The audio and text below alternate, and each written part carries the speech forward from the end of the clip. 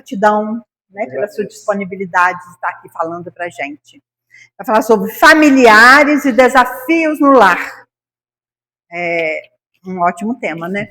Então nós vamos, não vou tomar muito tempo de recadinho hoje, não vou dar recadinho, porque a gente quer ouvir o Eduardo, né? Com esse tema bom assim, a gente quer ouvir muito, viu, Eduardo? E aí nós vamos pedir a espiritualidade, né, que ilumine o Eduardo, para que ele tenha boas palavras, e nós, como ouvintes, que possamos estar com a mente e o coração abertos para o entendimento, o aprendizado, e levarmos, né, para o nosso convívio, nosso dia a dia, o que aprendermos aqui hoje. Pai nosso, que estais nos céus, santificado seja o vosso nome. Venha a nós o vosso reino. Seja feita a vossa vontade, assim na terra como nos céus. O pão nosso de cada dia nos dai hoje. Perdoai as nossas ofensas, assim como nós perdoamos a quem nos tem ofendido. E não nos deixeis cair em tentações, mas livrai-nos de todo o mal. Que assim seja.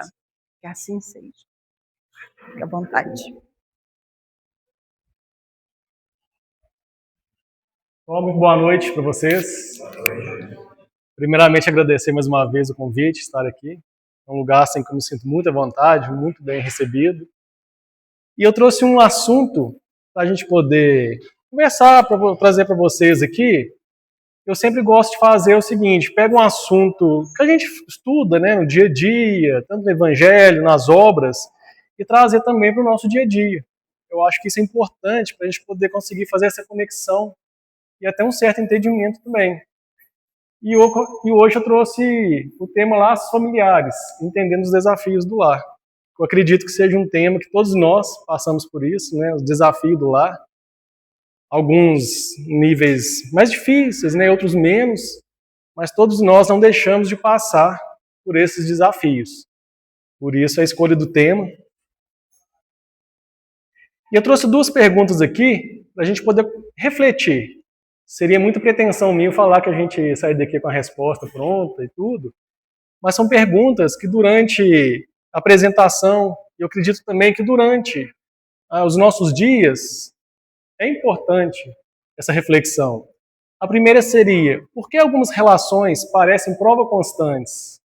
Aquelas relações, por mais que um dos lados tenta fazer que dê certo, né, que seja da nossa parte, seja da parte do outro, mas que de certa forma parece que aquele ali não evolui, aquele ali fica estagnado. Por que disso? O porquê dessas relações, dessas provas constantes? E depois a outra complementando a primeira: como transformar a convivência em caminho de evolução? Se essas provas que parecem constantes, né, que parecem, né, eu sempre gosto de colocar parecem, porque se ficasse estagnado, a gente já não precisaria fazer nenhum esforço, né? Não teria nenhum benefício depois. Então, como transformar essa convivência, então, no caminho de evolução? Pegar o que nós temos, né, tanto de bom, e também aqueles desafios. Nós pensamos sempre em famílias que a gente quer ter como exemplo. Né? Muitas pessoas pegam a família de Jesus, né, chamada Sagrada Família, apesar de todos os percalços, dificuldades que eles passaram, mas a gente não vê como uma família modelo de seguir. Só que a gente mira em uma e acerta em outra. E a nossa vida é uma grande família, né? Se a gente for simbolizar essa mistura mesmo, de cada um com uma característica, cada um de um jeito diferente, e são as diferenças, elas estão no mesmo ambiente muitas vezes, e onde que a gente tem que conviver. Então a gente mira sempre algo que a gente pensa que ser melhor, mas às vezes o caminho nos leva para outro lugar. Então aqui só para poder ilustrar. E logo no início eu resolvi colocar essa reflexão também, porque é algo que eu acredito que vai ser assim, um ponto-chave para a gente poder continuar aqui com esse tema. Não precisa de falar, né, só internamente, mas que seja verdadeiro para vocês, né? Porque muitas das vezes é até muito proibido, é pecado, né? Não é aceito. Você já sentiu repulsa por algum familiar? Né? Quando a gente diz familiar, que seja de sangue, que seja alguém ali muito próximo, que seja família, às vezes, da esposa, do esposo. Em certo nível, lógico que tem aqueles que excedem muito, né? Aquela repulsa que a gente não consegue, às vezes, nem conviver com a pessoa. Mas tem aquela também, assim, que não é aquela relação, às vezes tem que ter uma relação assim, superficial bacana, mas no fundo você sente que tem algo ali entre os dois que não acontece aquela conexão. E isso, gente, acontece e não te torna uma pessoa ruim, tá? Por isso que eu achei importante colocar bem no início, porque nós somos muitas vezes obrigados a mascarar certos sentimentos. Como eu falei, seja por religião, seja pela cultura, você não pode falar que você não gosta, às vezes, de um parente. E se a gente não reconhece o sentimento verdadeiro, como que a gente vai trabalhar aquilo e como que a gente vai procurar que muitas das vezes esse sentimento de repulsa se transforme em amor, né? Se transforme em uma conexão bacana. Se a gente não consegue ter essa consciência, então fica difícil, né, da gente trabalhar em cima disso. Então é importante a gente falar, esse sentimento não te torna uma pessoa ruim. E quantas vezes amamos um familiar, mas percebemos que ele não nos ama? Né? A gente doa todo o nosso amor, nosso carinho ali, mas acontece ao contrário também, né? Que a gente geralmente vê só a nossa parte do que a gente está fazendo. Mas muitas das vezes o outro está tentando fazer com que aquela relação seja bacana, que quer nos aproximar da gente, só que pro nosso lado também tem essa resistência. Isso é comum, como eu falei, não é coisa assim, nossa, isso é uma coisa difícil de acontecer, né? Acontece em todas as famílias, menos na minha. E às vezes, um pai ou a mãe ama profundamente e sente, meu filho não me ama. Só que é difícil, né? Um pai e uma mãe ter esse sentimento. E muitas das vezes também vem sentimento de culpa em cima. O porquê disso, o que eu fiz, né? A primeira pergunta. Principalmente quem trabalha no atendimento fraterno, em clínicas de psicanálise, psiquiatria e psicólogos, é muito comum a gente ouvir isso. Né? Às vezes a mãe, o pai, tem essa dificuldade de relacionamento com o filho. E também o filho que ama sofre com a sensação de rejeição, da frieza ou ausência dos pais. E não é comum da pessoa, às vezes, demorar anos para poder conseguir colocar isso para fora. Né? Seja com um amigo, seja em algum tipo de terapia, algum atendimento. Tão forte e proibido esse sentimento dentro da gente. Ele existe, a pessoa sente, mas, por outro lado, ela não quer reconhecer. Como pode eu, pai, mãe de alguém, e não conseguir ter aquela empatia com aquele ser, com aquele filho? Ou como pode eu, sendo filho, não ter essa conexão com meu pai, minha mãe, né, que me deu a vida, vamos dizer assim? Quantas vezes a gente não percebe isso em nós mesmos e também em pessoas próximas? Uma das respostas, e eu acredito que a principal, é que o adversário, muitas das vezes, está a porta adentro. Porque muitas vezes reencontramos antigos adversários no ambiente de trabalho, por exemplo. Nesse caso aqui, a gente pode falar que é até mais simples, né, de resolver. Porque você tem aquela oportunidade. Vou trocar de trabalho então.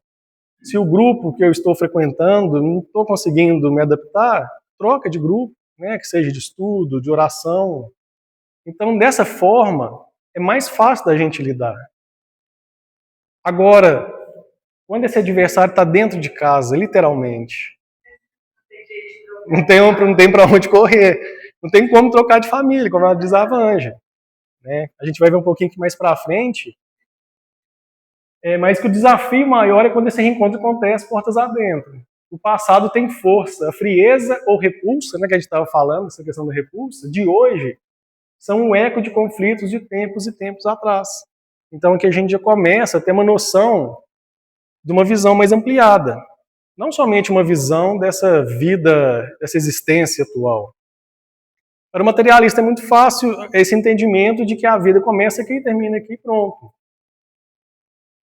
Lógico, o que nós fazemos aqui agora, a gente vai colher no futuro. E a gente está colhendo agora o que nós fizemos no passado.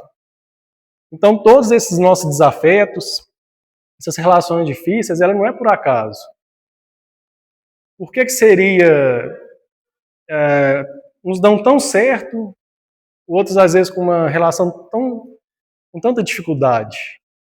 Se a gente fosse olhar assim pela biologia, poderia ser às vezes o acaso, algo nesse sentido. Mas aqui a gente vai aprofundar muito mais. E aqui, gente, é o mito da afinidade automática.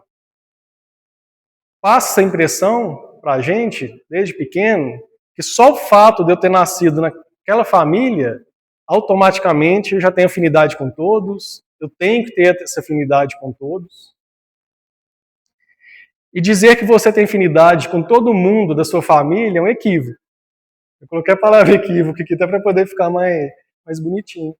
Porque, na verdade, se a gente for pensar, né, a gente começar a refletir, você tem o pai e a mãe, são seres diferentes. Provavelmente você vai ter mais conexão, mais empatia com um com o outro. A mãe e o pai com o filho, com os irmãos. A gente pode estender isso a tios, primos, né? Quando a gente fala de família, a gente foca muito, né, naquela família, pai, mãe, filhos, irmãos, mas a gente tem que estar ciente também, esse círculo é bem maior, né? Que às vezes são encontros que nós precisamos de ter, mas provavelmente se fosse um encontro tão próximo, poderia não dar certo. E às vezes a gente precisa que esse outro esteja mais distante até para te auxiliar. Então não é algo assim fixo, né? É desse jeito e pronto. E frequentemente sentimos conexões mais profundas com amigos ou estranhos do que com aqueles que compartilham o nosso sangue. Então esse mito da afinidade automática, a gente está vendo que ele não existe. Só pelo fato de eu ser filho, pai, mãe, ela não é automática. Se a gente for refletir mais um pouco também, quantas pessoas que nós não temos mais empatia, mais conexão, nossos amigos, pessoas, né, que não estão no nosso círculo familiar de sangue, a gente dá muito mais certo com essas pessoas do que com nossos familiares.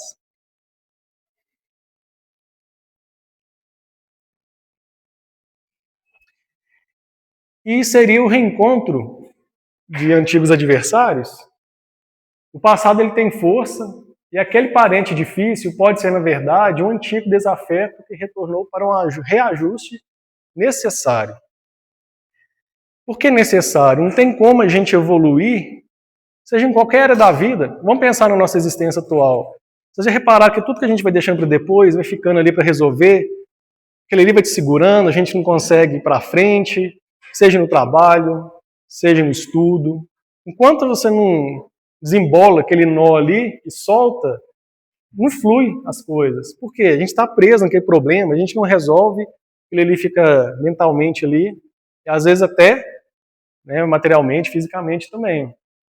Então, esses desafetos que nós temos no nosso passado, ele retorna para um reajuste necessário. Eu preciso de reajustar esses relacionamentos para que eu possa evoluir agora falando moralmente, espiritualmente. Por isso que a palavra é necessário, porque não tem como a gente deixar algo para trás e seguir para frente. Enquanto a gente não resolve, a gente fica ali, remoendo. O laço de sangue, ele aproxima, mas a afinidade moral e emocional se constrói. O laço de sangue, ele é uma forma de pegar as pessoas, né, os espíritos que estão necessitando de uma convivência mais próxima, de unir. Ele tem esse objetivo. Quando a gente fala assim, não necessariamente desafetos. Aqui está um foco maior um pouco nessa apresentação, porque é algo que a gente passa no dia a dia, mas pode ser espíritos afins também. A gente vai ver que pode vir familiares para poder reforçar, às vezes, um objetivo, um trabalho ali que precisa ser feito em conjunto. E a maioria desses laços, eles são de espíritos afins. Só que geralmente o que é mais difícil é o que chama mais atenção, né? O que te prende mais. Então o laço de sangue, ele serve para aproximar. Porque se fosse para escolher, provavelmente a gente não escolheria estar juntos com muitas pessoas. Falar assim, você quer tentar uma nova chance com fulano de tal? Deixa para depois. Deixa a fila andar, depois eles me chamam aqui. Né? Muitas vezes. Então, assim, se não for essa forma, né, de nos unir através da biologia, do corpo físico, provavelmente a gente ia ficar mais estagnado ainda. É uma forma que a lei divina tem de dar um empurrãozinho para a gente, respeitando o nosso livre-arbítrio. Mas essa forma ele consegue aproximar. Isso quer dizer que nós vamos conseguir realizar nosso objetivo? Não sei. O acaso não existe. Nunca somos pais ou filhos por acidente. Tem uma frase famosa de Xavier que ele fala que nós não erramos de endereço. Nós reencarnamos numa família que nós precisamos, né, estarmos juntos ali por algum motivo, economicamente, socialmente, até geologicamente. É tudo pensado para nós podermos conseguir essa evolução. Então, o acaso ele não existe. Olhando aqui para nossos estudos, né, nós estudamos, como eu falei, para o materialista é um acaso que me colocou filho dos meus pais, né, pais dos meus irmãos, meus pais também, eu como filho, mas a gente entende que isso é muito mais profundo do que simplesmente o acaso. E voltando um pouquinho, se os laços de sangue fosse algo definitivo para você ter essa conexão, essa empatia, então era para ninguém ter desafetos, né, dentro da família. Então, e aí a gente já quebra esse mito também. E na visão espírita, você tem os laços de sangue e os laços do espírito. A família não é um agrupamento biológico aleatório. Ele serve para nos unir, né, para nos agrupar, mas não é aleatoriamente igual a gente viu. É um encontro de espíritos reunidos pelas leis de reencarnação. Essas leis também dá para a gente destrinchar muitas coisas. Mas só para a gente poder resumir na principal, qual que é o principal objetivo da reencarnação? É nos dar a oportunidade de refazer o que nós não conseguimos no passado. E é dessa maneira que nós conseguimos evoluir espiritualmente. Então, o vínculo biológico, ele cria proximidade, deveres e convivência diária. Então, primeiro, o vínculo biológico é a convivência, né, ali do dia a dia. Os deveres, principalmente como pais, né, de educar, de passar moralmente ali para o filho. Quando a gente fala educar, até principalmente a questão moral mesmo, né? Não estou nem falando intelectual, não. A questão também do exemplo, né? É o mais difícil, o principal, e essa convivência diária. Agora, os vínculos espirituais são formados pela afinidade moral e afeto e sintonia. Por isso que a gente falou que, às vezes, um desconhecido, você tem mais afeto com ele, porque aquela sintonia está batendo, aquela energia, aquela forma de pensar. E não necessariamente você tem isso dentro da família. No Livro dos Espíritos, pergunta 207, Kardec faz a pergunta, frequentemente os pais transmitem aos filhos a parecência física. Isso não tem como a gente negar, né? A gente até brinca, xerox de um do outro, cara de um, focinho do outro, tanto parece, né? Então, a questão biológica, ele existe também. Mas a transmissão também, transmitirão também alguma parecência moral? Os espíritos respondem, não, que diferentes são as almas ou espíritos de uns e dos outros. O corpo deriva do corpo, mas o espírito não procede do espírito. Entre descendentes das raças apenas a consanguinidade. O que ele está querendo dizer? A parte genética é passado sim para o filho. Como eu falei, isso aí não tem como negar. Mas a questão espiritual não. Cada um tem sua individualidade. Geneticamente, eu tenho um pedacinho da minha mãe e um pedacinho do meu pai, vamos dizer assim. Mas espiritualmente, não. Espiritualmente, eu sou Eduardo. Cada um dos meus pais, meu pai e minha mãe, tem sua individualidade. Isso eu não herdo. essa questão de moral, principalmente, como a gente está falando, ela pode ser passada, ensinada, mas não seria uma genética espiritual, nesse caso. E continuando aqui a pergunta, de onde se originam as parecências morais que costuma haver entre pais e filhos? É que uns e outros são espíritos simpáticos e reciprocamente se atraíram pela analogia dos pendores. Quer dizer, mesmo não tendo essa genética espiritual, por que alguns pais, irmãos, filhos com os pais têm uma conexão tão grande? É questão de afinidade, né? Pode ser essa afinidade do passado, pode ser até mesmo que é o primeiro encontro familiar ali, mas como já tem afinidade energética, né? Provavelmente já teve um contato anteriormente, por isso tem essa afinidade também.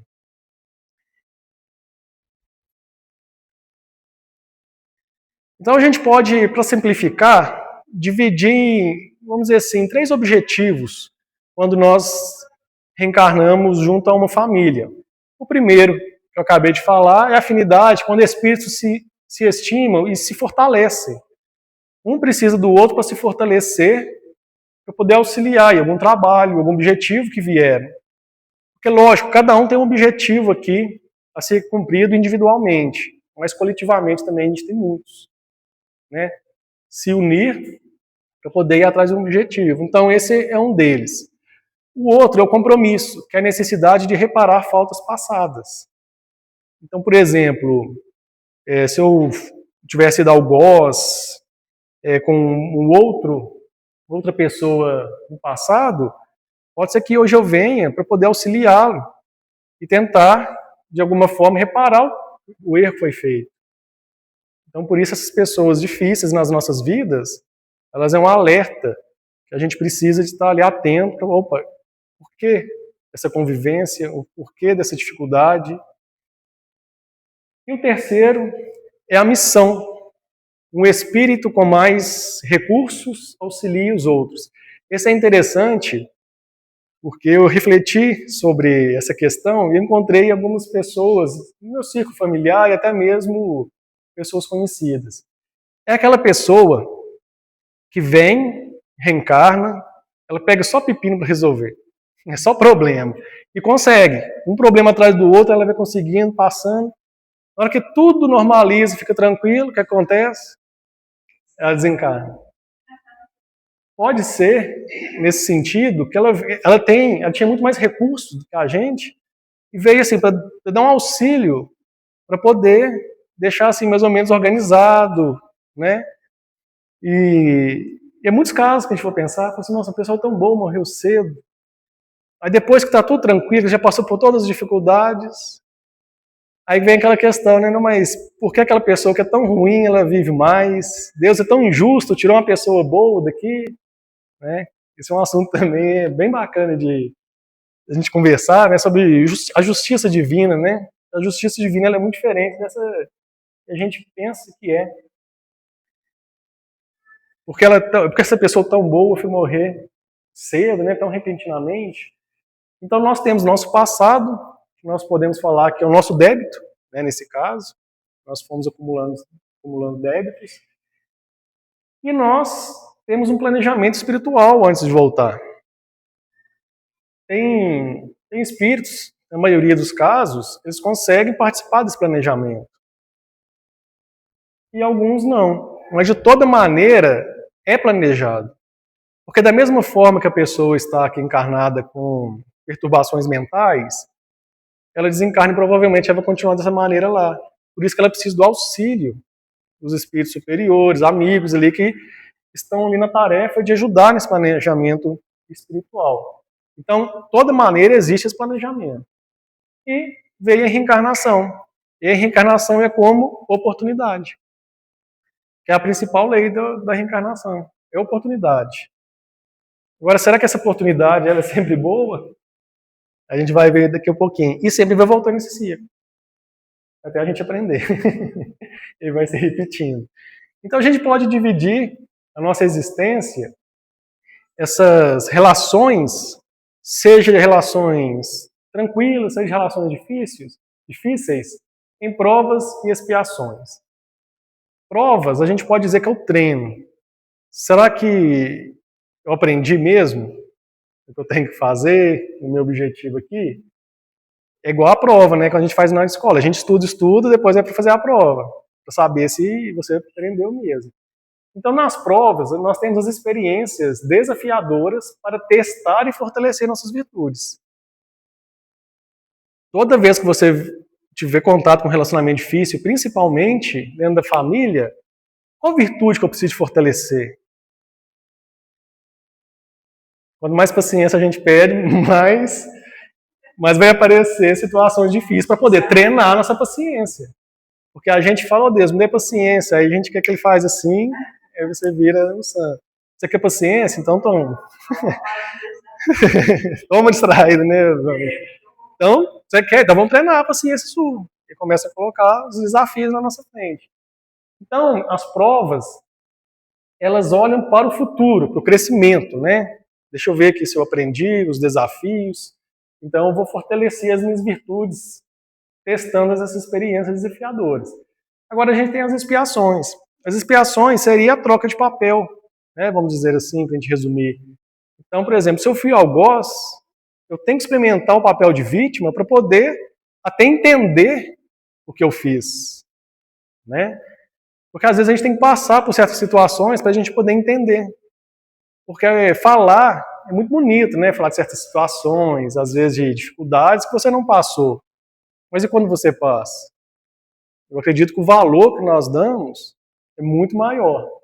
Então, as expiações a gente pode falar que é o reajuste. Então, são consequências educativas de erros anteriores. É uma palavra que eu não gosto de falar, assim, em questão de estudo, é que claro, a gente veio para pagar. Mesmo porque se fosse, além de pesado, para pagar seria mais fácil, eu acredito.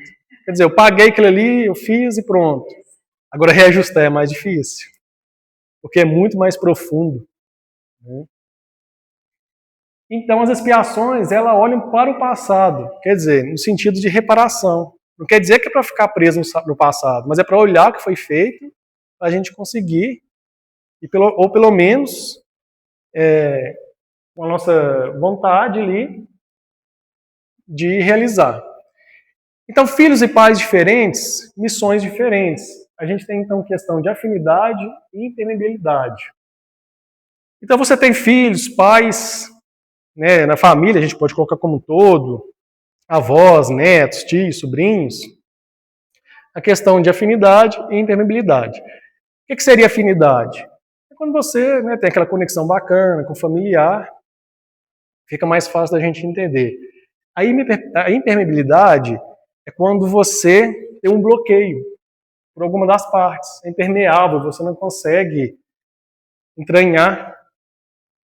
Exemplo, quantas vezes que a gente não vê pais assim, uma boa índole, né? As pessoas muito boas, que preocupam com a educação dos filhos, e fazem de tudo, né, porque aquele filho ali tem uma boa educação, principalmente moral.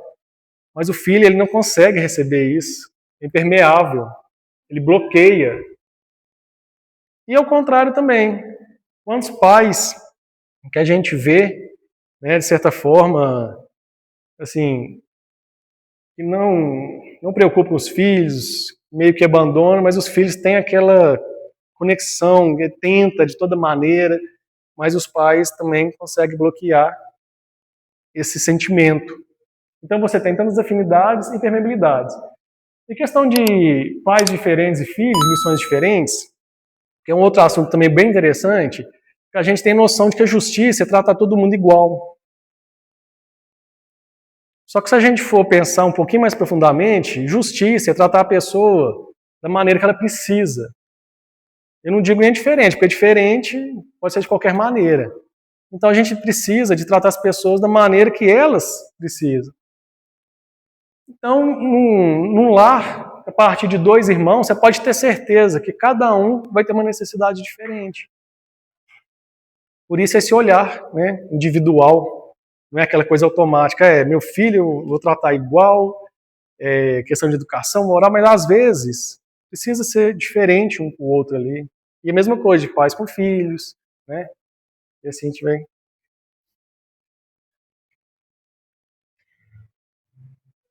Tá bom, Eduardo, mas assim, a gente precisa de reaver, né, alguns débitos, relações difíceis do passado, mas então por que eu não lembro?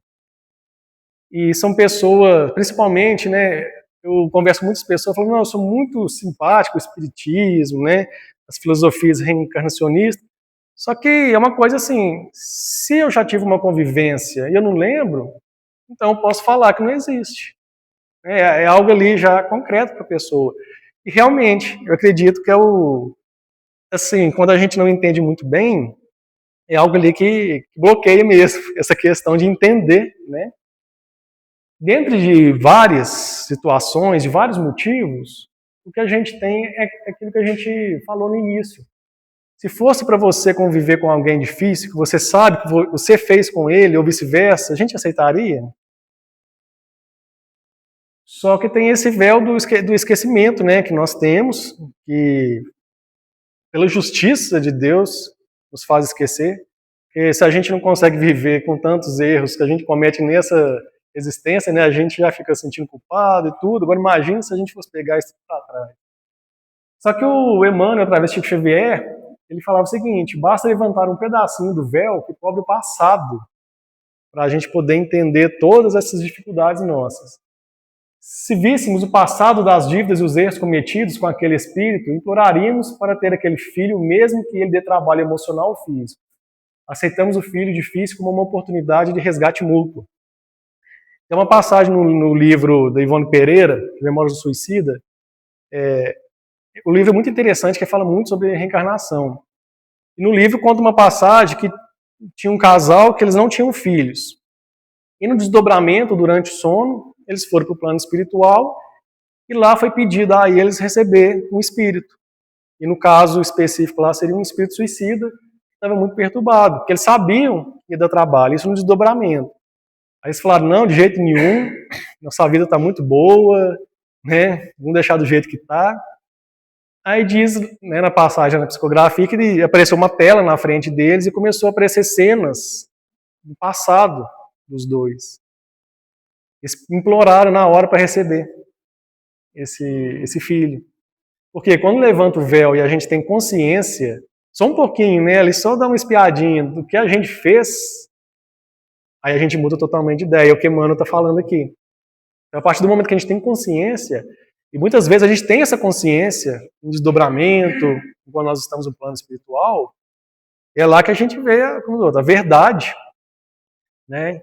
E se não fosse esse esquecimento aqui, se não fosse o esquecimento, para falar a verdade, não faria nem sentido a reencarnação. A gente resolvia lá no plano espiritual mesmo.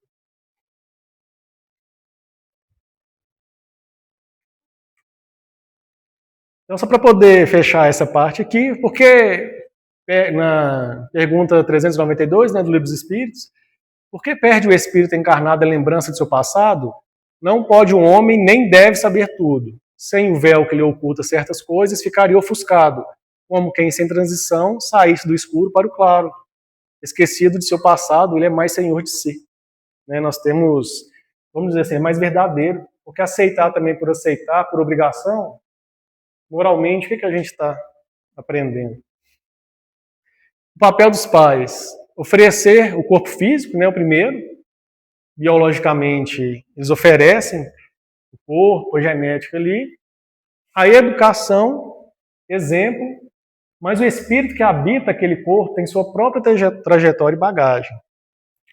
Essa aqui é uma das partes mais difíceis, principalmente para os pais, porque é muito fácil a gente falar, não, cada um tem sua individualidade, cada um tem seu livre-arbítrio, a pessoa faz o que quer.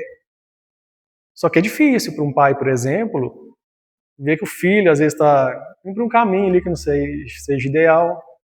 Ou nem isso, né? É questão mesmo de relacionamento. É porque cada um tem sua individualidade. Não, mas é pesado. Então a gente tem que fazer com que isso fique mais leve. E para poder ficar mais leve, a primeira coisa é o entendimento. Você entender que não existe culpado. Existem as relações difíceis. E que isso, um dia, ela vai ser resolvida. Agora, a gente pode adiantar esse processo? Claro que a gente pode. Né?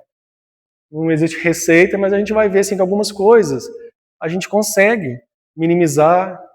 É o que eu estou falando, o entendimento, a partir do momento que a gente entende que eu não sou filho dos meus pais, eu estou como filho hoje, meus pais estão como meus pais, avós. Então isso amanhã pode mudar, a gente pode trocar tudo isso. Então é entender essa condição. E de certa forma, todos nós estamos no mesmo nível. Aqui nós precisamos, né?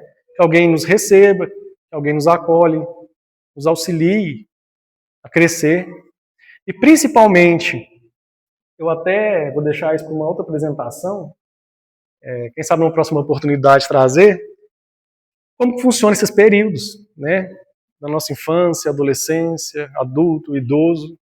É muito importante, principalmente nessa questão de 0 a 6 anos, né? Que isso aí na parte, quem trabalha com pedagogia, né? Essa questão de 0 a 6 anos, psicanálise, psicologia, dentro da própria doutrina, a importância desses 0 a 6 anos. Onde os pais têm que ter mais atenção com o filho. Pensamento e vida, no capítulo 13, filhos, nasce a criança trazendo consigo o patrimônio moral, ele marca a individualidade antes do renascimento no plano físico. No entanto, receberá os reflexos dos pais e dos mestres, que lhe imprimirão a nova chapa cerebral, as imagens que, em muitas ocasiões, influenciarão a existência inteira. Essa questão dos 0 a 6 anos, eu vou fazer um resumo, porque não tem como a gente fugir disso. Os 0 a 6 anos é onde que a criança, né, lógico que não tem aquela data certinha, mas é onde que a criança está mais para o lado espiritual do que aqui.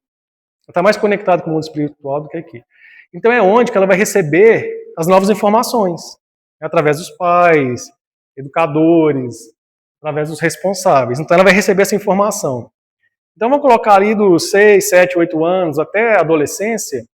Lógico, a gente sabe que tem questão hormonal, tem questão biológica, né, que dá aquela mexida com a pessoa, mas ali é como se ela estivesse terminando a reencarnação dela. Ela está pegando o que ela é de verdade.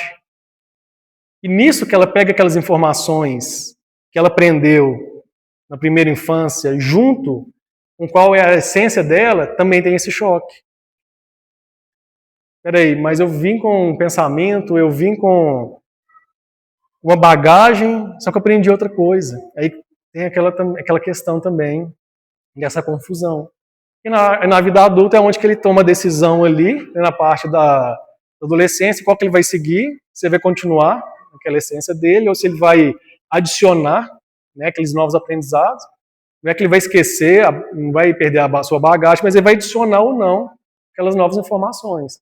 Por isso a importância, essa primeira fase da criança, porque é ali onde que ela vai ter material, né, vamos dizer assim, conhecimento, informações para poder tomar decisões também.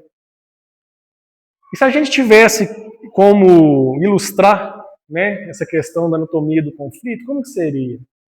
Eu criei aqui 5 etapas. E se a gente for observar, ela vai se repetindo. Então a primeira etapa é a expectativa. Eu estou no mundo espiritual, estou fazendo meu planejamento, tão bonito, né? Quando você pega o caderninho ali, vai planejando, tudo dá certo, né? É tudo mil maravilhas. Então eu crio uma expectativa, agora vai ser diferente. Só que quando a gente chega aqui, a gente vê que não é tão fácil assim. Aí vem a frustração.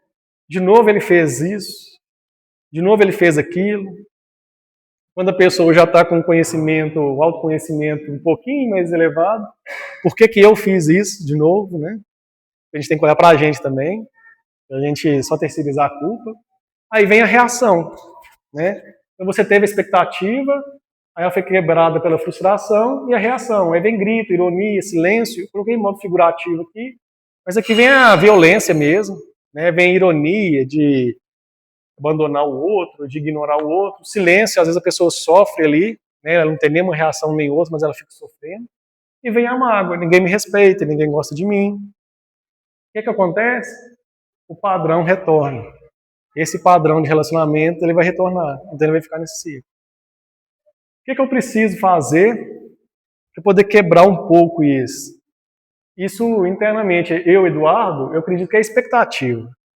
Porque a partir do momento que eu faço meu planejamento, E, lógico, tem que ter uma expectativa boa de que vai dar certo, mas não ficar preso àquilo, que pode sair da maneira que eu não consegui. Então isso vai te gerar menos frustração. Gerando menos frustração, você vai ter menos reação, menos mágoa. Então essa repetição, se a gente não muda esse padrão, ele fica só aqui, ó, repetindo, né? Ou seja, a partir do momento que eu consigo mudar uma daquelas variáveis, aí já começa a ficar menor. Ou seja, já começa a diminuir essas repetições. Até a gente chegar num patamar que a gente não vai ter mais essas mazelas. Isso aqui eu vou falar mais pra frente, eu deixei no outro. Então, reencarnar juntos é uma oportunidade. Então, oportunidade é coisa boa? Depende. Porque pode ser uma oportunidade de repetir o conflito, né? Ou de reescrever a história. Isso vai depender de nós. Então, Chico Xavier, em Pensamento e Vida, pelo Espírito de Emmanuel, no capítulo 12, Família, fala o seguinte: a família consanguínea entre os homens pode ser apreciada como centro essencial de nossos reflexos. Reflexos agradáveis ou desagradáveis que o pretérito nos devolve. Não é algo que veio assim, a gente do nada, aleatoriamente. Foi devolvido. Então não estamos aqui para sofrer. A gente tem que deixar isso bem claro, porque tem algumas religiões, filosofias, que falam assim, não, o sofrimento é a forma de purificar. Será? Será que nós estamos aqui para sofrer? Para purificar seria através do sofrimento? A gente não está aqui para sofrer, mas para aprender e amar onde o amor não existe. Então, a partir do momento que haja amor naquele ambiente, naquela relação, já está resolvido. Mas é o amor verdadeiro, não é aquele amor da boca para fora. Ah, não, já que tem que amar, deixa eu amar. Mas ele tem que vir de dentro. E aquele familiar difícil é o seu convite pessoal para a evolução. Ao transformar a repulsa em paciência e o conflito em aceitação, cumprimos o acordo feito antes de nascer. Tem uma parte aqui que eu vou explicar bem essa questão de aceitação, que é uma palavrinha muito perigosa, se a gente for levar ela ao pé da letra. Então, perdão na prática sem o romantismo, né? Como eu falei, perdoo, já que tem que perdoar, mas aquele ali fica remoendo, né, dentro da gente, ele não foi verdadeiro. Então, no Evangelho ele fala, amar não é romantizar, é desejar o bem e não devolver o mal. A partir do momento que alguém fez mal para você não desejar o mal para ele novamente, e sim o bem, você já está numa evolução bem grande. É aquela sensação de não querer revidar. Você já começa a ter essa questão moral mais evoluída. Porque a gente ainda está naquele patamar, naquele nível, que a gente quer sempre revidar. Né? Se você for xingado, você quer xingar um nome mais feio ainda, né? Para ver quem ganha ali, nos palavrões, na violência. Né? Então, por que me sinto um estranho no ninho? Aqui, a gente tem aquela questão que a gente tem afinidades com familiares, às vezes a gente tem repulsa, mas tem aquelas situações também que tem algumas pessoas que falam assim, gente, eu não sinto nada com as pessoas que eu tenho convívio. Eu não sinto raiva, mas também não sinto amor. É como se fosse uma pessoa estranha mesmo, naquele núcleo familiar. Então aqui pergunto, você já ouviu alguém dizer, não temos afinidade com ninguém, não tenho afinidade com ninguém da minha família, até meus amigos são estranhos.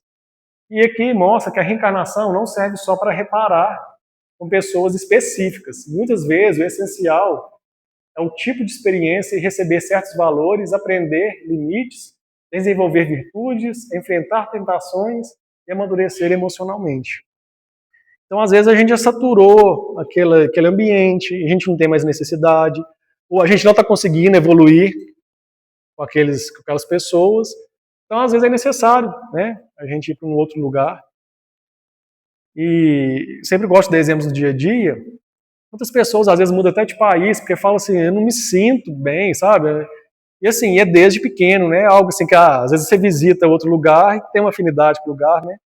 Mas, às vezes, a pessoa não conhece fisicamente o país ou outra região, mas parece que aquele ali é falando que ele me chama tanto para poder morar, para poder construir minha família lá. Né? Isso pode acontecer em cidades, né? Estou dando um exemplo maior, que seria mudança de país, mas pode ser às vezes uma cidade. E no Livro dos Espíritos, no capítulo 10, Bem-aventurados os que são misericordiosos, é a reconciliação com os adversários. Reconciliai-vos o mais depressa possível com o vosso adversário enquanto estáis com ele no caminho, para que ele não vos entregue o juiz não vos entregue o ministro da justiça e não sejais metido em prisão. Digo-vos em verdade que daí não saireis enquanto não houvesse pago o último centil. Igual eu falei a questão da palavra pagar, mas aqui é a parte literal do texto. Esse juiz, qual juiz nós seremos entregues? Nós mesmos, a nossa consciência é o nosso juiz. E o ministro da Justiça seria a lei, né? A lei universal, a lei divina. E essa prisão é esse ciclo, né, que a gente fica e a gente não consegue sair. Então,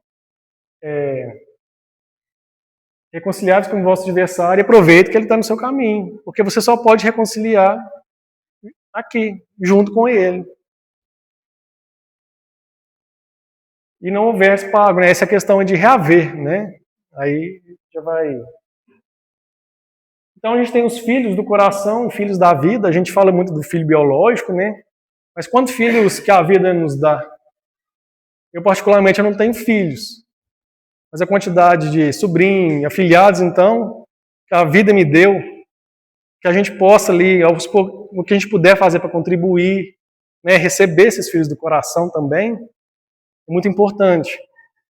Então a gente não fica focado somente nos filhos, né, consanguíneos, é muito importante, lógico, mas também aqueles filhos que a vida vai nos dando ali, nos presenteando. Você lembra de eu falar aquela palavrinha aceitar, né, aceitar a relação? Só que isso tem, eu falei, é muito perigoso quando a gente fala isso, por isso que eu deixei para poder destacar bem o assunto. Abuso e violência. Relações difíceis, né, a gente sabe que tem graus, como eu falei, às vezes meu santo não bateu com o outro, né, como diz o ditado popular, até chegar mesmo à violência física, à violência psicológica. Então a espiritualidade, ela não pede que ninguém permaneça em situações de risco. De integridade física ou psicológica. Amar não é se colocar em perigo. O bem começa pela preservação da vida. Então se você está num relacionamento que você está sofrendo abuso e violência de alguma certa forma, seja ali num relacionamento amoroso, seja no relacionamento de pai e filho, de filho com pai, de irmãos. Quantas vezes a gente não vê a crueldade de pais com filhos, de filhos com pais, netos com avós? Não é raro, né, a gente vê na televisão, se a gente for procurar, casos assim, aos montes. Então a questão, primeiro, uma coisa é se respeitar e até entender a condição do outro. Outra coisa é você ter que aceitar esses abusos. Aquela relação difícil que eu falei, a gente aceita porque é a forma que a gente tem de aprender. E outra coisa também, se nós continuarmos nesse abuso e violência, ao invés de reparar, o que a gente está criando? Mais débito ainda, mais dificuldade. Então, a gente tentou que não deu certo, vamos afastar então, e depois a gente tenta uma nova chance. Isso, igual você gosta sempre de falar, porque a pessoa às vezes ela aceita esses abusos, essa violência, porque é meu pai. E a gente cresce com aquela imagem que pai e mãe são santos, né? É o símbolo da perfeição. Os nossos, pelos outros, a gente fala mal toda hora. Então, assim, são pessoas que também estão aqui para poder aprender.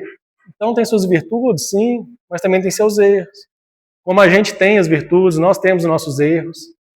Então, a partir desse momento que a gente entende que não existe essa conexão perfeita só porque eu nasci naquele âmbito familiar, né, que há divergências também.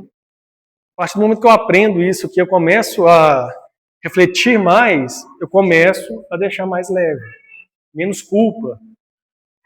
Porque a nossa maior prisão é a culpa. Né? Eu não posso nem ter o direito de sentir verdadeiramente o que eu realmente lhe sinto. Então, caridade, gente, não é submissão. Tá? Limite é proteção da dignidade e preservação de novos débitos espirituais.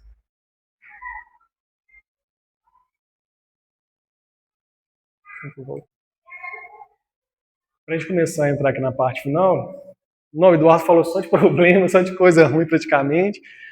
Vamos assim, o que a gente pode fazer, né, para poder minimizar e começar a sair aquele ciclo vicioso. Então a casa não é feita só de paredes, mas de vibrações. Harmonizar não é fazer todo mundo concordar e nem apagar conflitos por força. É reduzir a violência interna e externa, aumentar a lucidez e criar condições para que o bem se torne mais possível. Às vezes, o lar se harmoniza primeiro pelo ambiente, ou em outras vezes, ele se harmoniza pelo menos por uma pessoa, isso já é muito. Se uma pessoa consegue ter um certo equilíbrio, um equilíbrio maior ali, com certeza já está melhorando o ambiente muito. E aqui, igual fala, harmonizar o ambiente não é todo mundo concordar, não. Se fosse assim, não teria nem graça a vida. Né? Se todo mundo pensasse igual, fizesse tudo a mesma coisa, seria monótono. Mas o harmonizar é você respeitar o outro. Né? Apesar de todas as suas dificuldades, mazelas, virtudes também, e não tentar apagar esses conflitos com força. Vamos sentar aqui fazer uma reunião e a gente tem que dar certo. Não é assim. E se o outro não mudar? Esperar a mudança alheia para evoluir cria aprisionamento. Se você já está num patamar que você consegue seguir em frente com a sua evolução, mas as pessoas que você ama, as pessoas que você tem afinidade não estão ainda nessa situação, às vezes a gente se prende a elas, não só espiritualmente, mas também aqui na nossa existência atual. Quantas vezes que a gente tem oportunidade de crescer, mas o outro não quer, ou não tem condição ainda. Só que isso também a gente não está dificultando a evolução do outro, porque se a gente tem condição de evoluir e evolui, a gente vai ter mais ferramentas, mais condições de ajudar o que ficou para trás. Então, e se o outro não mudar? Aí é uma decisão dele. E sempre repetindo, né? Quando tem a relação familiar, ela é mais difícil ainda. Você tem aquela questão, né? Nossa, um filho, um irmão, um pai, como que eu vou deixar, né, isso acontecer? Uma, assim, das coisas que a gente pode fazer para poder harmonizar o lar, o evangelho no lar é uma opção bem interessante. Não é ritual de perfeição, porque se fosse, estava bom, né? Todo mundo fazia e está todo mundo perfeitinho. É um exercício de sintonia e elevação do campo vibratório. Como que ele funciona? É escolher um dia e uma hora da semana fixo. Por exemplo, lá em casa toda segunda-feira, 8 horas da noite. Fazer uma leitura breve do trecho do Evangelho segundo o Espiritismo. Se for católico, pode ler a Bíblia. Né? O Evangelho no lar, ele não é específico só espírita. Né? Cada religião pode fazer o seu. Por quê? A gente está falando aqui momento de aumentar a vibração, né? De fazer uma leitura modificante. Então você faz essa leitura breve do livro, né? Que tem uma leitura bacana ali, que vai trazer coisas boas. Comentários simples, sem debates ou indiretas agressivas. A gente acabou de fazer o Evangelho do Lar, fez uma leitura. Mas tem gente aqui que precisa escutar isso mesmo. Aí começa a fazer essas indiretas. E não é esse intuito, né? Esse debater aqui, ó, é conversar, né? O que você aprendeu sobre isso? O que você entendeu sobre o texto? Breve mesmo. Comentário ali com as pessoas.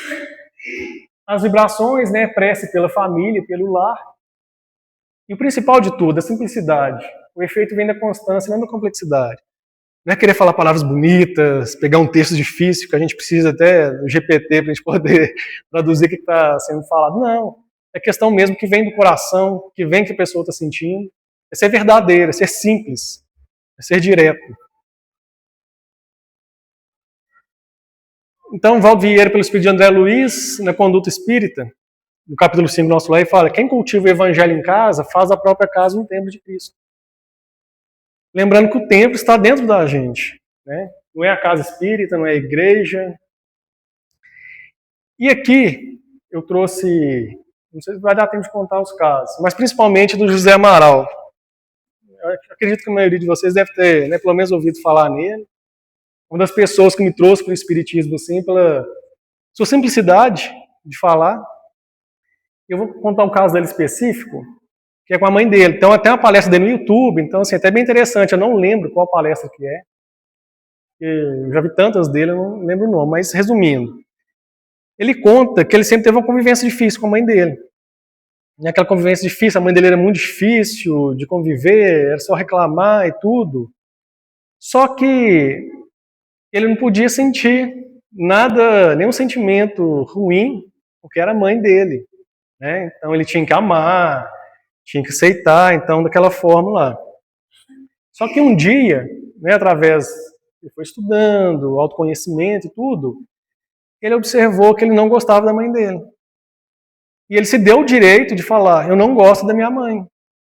Ele tinha essa repulsa, né, que a gente estava conversando aqui no início. Então olha para você ver que interessante. Enquanto ele estava escondendo, né, através da máscara, esse sentimento que ele não podia sentir, né, questão de culpa, questão de julgamento do outro, mas que era um sentimento verdadeiro, ele falou assim, tá, o que eu posso fazer com isso agora? E ele começou a ter uma relação, isso aí ele já estava, né, adulto já, mais velho, ele começou a procurar a mãe dele, né, com mais frequência, mesmo sabendo ali da dificuldade. Eu acho que ele até comenta que chegava com uma balinha para a mãe dele para agradar, ela já xingava que aquela bala ali ia fazer mal para ela, que não podia. Então, assim, era uma pessoa bem rebelde, difícil de conviver.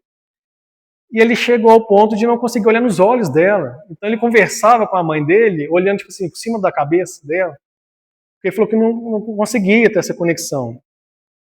Só que nessas visitas que ele foi fazendo, conversando com a mãe, ele foi tipo assim, acalmando essa relação. Ele falou que começou, às vezes, a olhar para a testa dela um pouquinho, foi baixando o olhar, até conseguir olhar nos olhos dela e ele entender que aquela pessoa tem uma história, né, de vida, cada um tem a sua, as coisas que ela passou, que nós passamos, cada um vai digerir de forma diferente. Ele começou a amar ela de verdade, não só como mãe, né, mas como amor fraterno mesmo. E ele falou assim, que antes dela falecer, desencarnar, ele falou assim, hoje eu amo minha mãe. Tá vendo que enquanto a gente fica escondendo nosso verdadeiro sentimento, a gente não consegue andar? E não é por culpa da gente, não, igual eu falei. São coisas que são implantadas na cabeça, igual culpa, pecado, né? Olha pra você ver, na hora que ele se deu o direito, né, porque esse já é um sentimento que ele tinha desde pequeno, ele se deu o direito de sentir realmente e ele conseguiu resolver.